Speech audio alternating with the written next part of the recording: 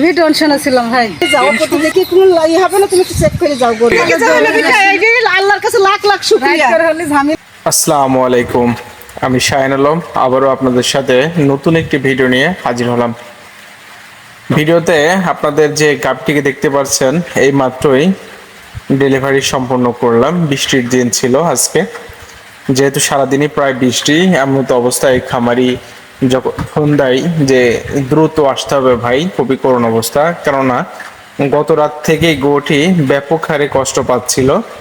ইতিমধ্যে প্রায় 24টা ঘন্টা পার হয়ে গেছে। আমি প্রাথমিক দিকে যখন গত রাত্রে তার বাসায় যাই, যাওয়ার পরে গাভীটি মুখ না খোলার কারণে বাচ্চা ডেলিভারি করা সম্ভব হয় না। কিন্তু আজকে এখন প্রায় বেলা 10টার মতো বাজে, আল্লাহর অশেষ রহমতে সফলভাবে ডেলিভারিটি সম্পূর্ণ করলাম। এতে করে মালিক এবং তার যে নিকটতম লোকজন ছিল সবাই খুশি, এবং এড়ে বাছুর হওয়ার কারণে তারা আরো খুশি।